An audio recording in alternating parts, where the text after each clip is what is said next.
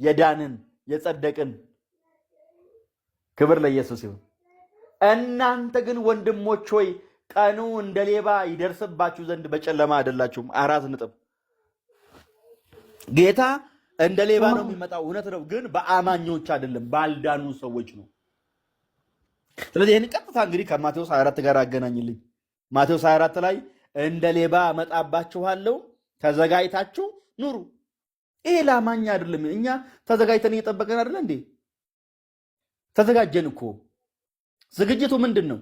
ኖህ መርከብ እየሰራን የቆየው እኛ ኢየሱስን አምነን እየጠበቅን ነው። ከዚህ ከሞት ማምለጫው ኢየሱስ እንጂ እኛ መቼም አሁን እንዲህ ሲባል ሰው ወደ ራሱ እየተመለከተ እኔ እኮ አልጾምም፣ እኔ እኮ አልጸልይም፣ እኔ እኮ አልመጸውትም፣ እኔ እኮ መልካም ሰራይ ሊል ነው አማኙም እኮ። ግን ይሄ ከሚመጣው እሳትና ቁጣ ይሄ አያተርፍም። የምታመልጠው በመርከቡ በኢየሱስ ነው። አምናሃል ማለት ተዘጋጅተሃል። ኢየሱስን ተቀብለሃል ማለት ከሚመጣው ቁጣ አምልጠሃል ማለት ነው። እንግዲህ በደሙ ከጸደቅን በሱ ደግሞ ከሚመጣው ቁጣ እንድናለን ነው የሚለው ሮሜ 5 አይደለም? ስለዚህ ከሚመጣው ቁጣ የምንድነው በኢየሱስ ነው። ስለዚህ አሁን የማይጸልይ ሰው እያሰበ እኔ በሚመጣው ቁጣ እጠፋለሁ ማለት አይለበትም። ለምን? የሚጾሙ አይደሉማ የሚያመልጡት። ከአንተ የተሻሉ ሰዎች እኮ አሉ የሚጾሙ፣ እዛ በየገዳም እየገቡ አይደል እንዴ? ጾሙ እኮ አይደለም። ከአንተ የተሻለ የሚጸልዩ ሰዎች አሉ። ከኛ የተሻለ የሚመጸውቱ ሰዎች አሉ። ጸሎቱን፣ ምጽአትን ይህንን አስበክ በዚህ ጉዳይ ደካማ ስለሆን አስበን ስለሚመጣው ፍርድ እያሰበ መጨነቅ ተዘጋጅተናል። እኛ ዝግጁ ነን። ደሙን ላፈሰሰን ጌታ ክብር ይሁን። እኔ ዛሬ ቢመጣ ደስታዬ ነው ጌታ። ለምን? ተዘጋጅቻለሁ። በጨለማ የለውማ። ኢየሱስ አበራ በልባችን። እነሆ እኔ የዓለም ብርሃን ነኝ ካለ በኋላ ምን አለ? የሚከተለኝ ሁሉ ብርሃን ይሆንለታል እንጂ በጨለማ የለም። እኛ በጨለማ የለንም፣ ያለነው በብርሃን ነው። ኢየሱስ ያድናል። ሃሌሉያ። በጨለማ የለንም እኛ ወዳጆቼ። ይሄኔ ኢንጆይ እንድታደርጉ ደስተኛ እንድትሆኑ የዘላለምን ሕይወት ስናስብ እርግጠኛ እንድንሆን፣ በመዳናችን እርግጠኛ እንድንሆን፣ በመጽደቃችን እርግጠኛ እንድንሆን። እንዴ ኢየሱስን ያመነው ለወደፊት እንጂ ለአሁን ነው እንዴ? እኔ ለአሁን እዚህ ለምድር ኑሮ እኮ አይደለም። ልክ ነው። በእርግጥ እዚህም ያለው ቀላል አይደለም። ከአጋንንት መትረፍ፣ ከአጋንንት ስቃይ መትረፍ ትንሽ ነገር አይደለም። ግን ኢየሱስን ያመነው ለሚመጣው ዘመን ነው። ስለዚህ አሁን እኛ የተዘጋጀን ሰዎች ነን። አሁን ያንን ምንድን ነው የሚባለው? ለምሳሌ ማቴዎስ 25 ላይ እናንተም እንደምታውቁት ወዳጆቼ ተዘጋጅተን እንጠብቅ፣ እንቅልፎ ዘይት እንዳያልቅብን። ዘይቱ ከኛ ነው እንደ የሚመጣው? ዘይቱ እኮ ከኛ አይደለም፣ እኛ እየቀዳን የምናመጣው አይደለ። ዘይቱ መንፈስ ቅዱስ ነው ከተባለ ዘንድ መንፈስ ቅዱስ ደግሞ በዳኑ ሰዎች ውስጥ ሁሉ ስላለ በእኔ ውስጥ ያለው ዘይት አይጠፋም። እነዛ ምን አይነት ናቸው? ዘይት አለን ብለው አንድ ሰሞን ዘምረው አንድ ሰሞን ሸብ አድርገው ከአማኞች ጋር ሞቱ። እነዚህኞቹ ዘይታቸውን ይዘው ሞቱ ማለት ነው። እነዚህ አምነው ነው የሞቱት፣ እነዛ ሳያምኑ ነው የሞቱት። እና ሙሽራው ሲመጣ ተነስተው ዘይት ስጡን አሉ። አሁን አይደለማ ጌታ ሲመጣ አይደለም ጌታ የምትቀበለው፣ አሁን ነው ሰው ጌታን የሚቀበለው። ጌታ ሲመጣ ለፍርድ እንጂ በዛን ሰዓት አንተ ጌታ ነህ ተሳስቼ ነበረ ምናምን አያድንም ነው መልእክቱ። እሱ ነው ወዳጆቼ። ለማንኛውም ደግሜ ላነበው። እናንተ ግን ወንድሞች ሆይ ቀኑ እንደ ሌባ ይደርስባችሁ ዘንድ በጨለማ አይደላችሁም። አሚን ነው ወይ?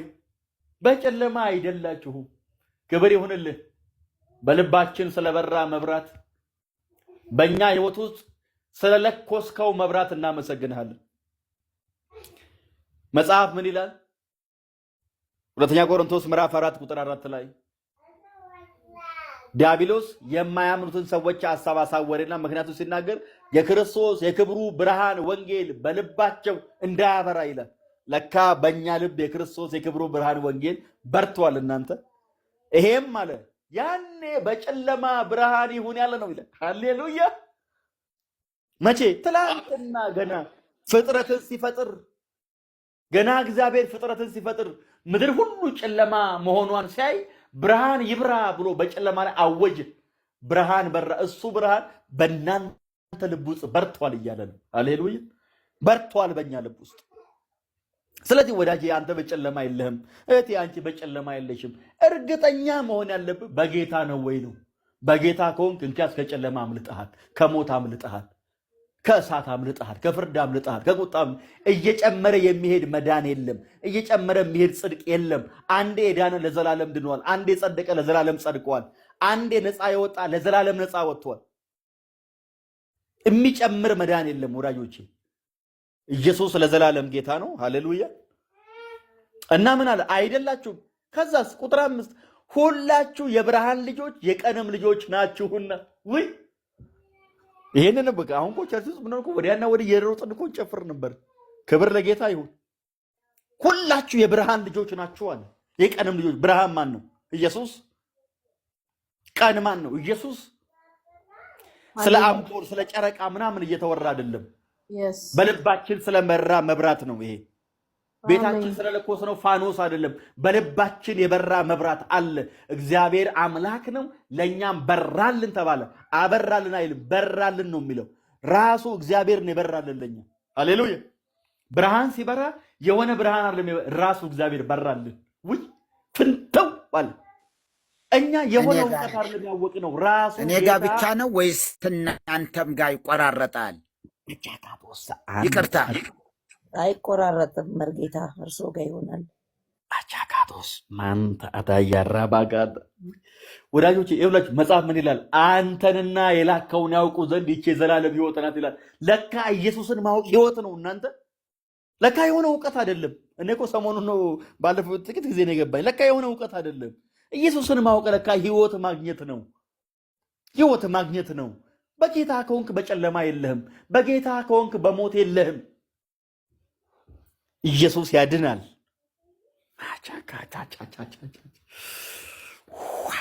መንፈስ ቅዱስ ክብር ይሁንልህ። ይሄን ስላበራህልን ክብር ይሁንልህ፣ ክብር ይሁንልህ።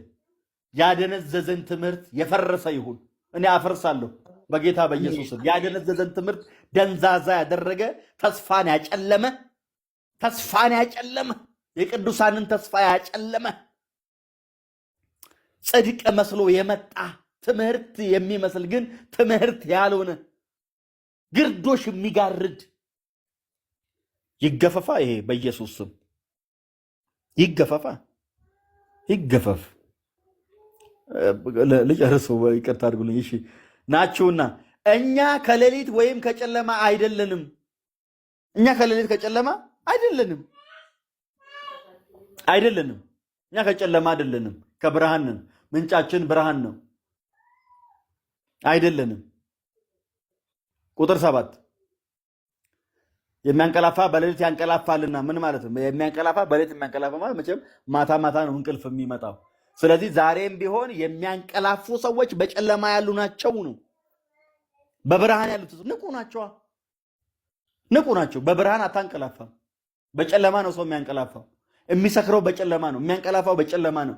ስለዚህ ዛሬም ቢሆን በኢየሱስ ያላመኑ ሰዎች እንቅልፋሞች ናቸው እያለ ነው። ዳት ዋይ አሁን እንግዲህ ማቴዎስ 25ን ሂድልኝ እዚህ ጋር በጌታ ያልሆነ ሁሉ እንቅልፋም ነው፣ አንቀላፍቷል። በመንፈሳዊ ድንዛዜና እንቅልፍ ውስጥ ነው ያለው። ክብር ለኢየሱስ ይሁን። ከዛ ዝቅ ብሎ ምን ይላል? እኛ ግን ከቀን ስለሆንን ከምን ስለሆንን? እኛ ግን ከቀን ስለሆንን የእምነትንና የፍቅርን ጥሩር የመዳንንም ተስፋ እንደ ራስ ቁር እየለበስን በመጠን እንኑር። ምክንያቱስ እግዚአብሔር ለቁጣ አልመረጠንምና ይላል። እግዚአብሔር ለቁጣ አልመረጠንምና ለቁጣ አልመረጠንምና። አሜን ነው ወይ? ለቁጣ አልመረጠንምና በጌታችን በኢየሱስ ክርስቶስ መዳንን ለማግኘት ነው እንጂ ይላል። እግዚአብሔር የተባረከ ይሁን። ስለዚህ ወዳጆቼ ለብርሃን የተጠራን ሰዎች፣ በብርሃን ያለን ሰዎች ስለሆንን በክርስቶስ የተቀበልነው መዳንና ጽድቅ እየጨመረ የሚሄድ በእግዚአብሔር ተጀምሮ በሰው የሚጠናቀቅ መዳን የለም። ይህን እርግጠኛ ሁን። መዳን የተጀመረው በእግዚአብሔር ነው፣ የሚጠናቀቀው በእግዚአብሔር ነው። በጸጋ ጀምሮ በስራ የሚያልቅ መዳን የለም። በእምነት ጀምሮ በስራ የሚጠናቀቅ መዳን የለም። በኢየሱስ ደም ተጀምሮ በእኛ ጾምና ጸሎት የሚጠናቀቅ መዳን የለም። ላለፈው ኃጢአታችን፣ ለዛሬው ድካማችን፣ ለወደፊቱ መተላለፋችን ሁሉ የኢየሱስ ክርስቶስ ደም ያንዴው ለዘላለም የሚሰራ ነው። ኢየሱስ ለዘላለም ያድናል። ያንዴው ለዘላለም እኛ ፍጹም የምናደርገው እኛ ሙሉ የምናደርገው መዳን የለም። መዳን ራሱ የተቀበልነው መዳን ሙሉ መዳን ነው። የዘላለም መዳን ነው የተቀበልነው። ይህንን ተስፋችንን በትምህርት የሚያደነዝዝ በትምህርት የሚያጠፋ የአማኞችን ተስፋ እንትን የሚል እንዴ ብቻ ሌላ ነገር ውስጥ አልገባም ይቅርብኝ። ግን ለማንኛውም የተቀበልነው መዳን ዘላለማዊ ነው። በእግዚአብሔር ተጀምሮ በእኛ የሚጠናቀቅ መዳን የለም።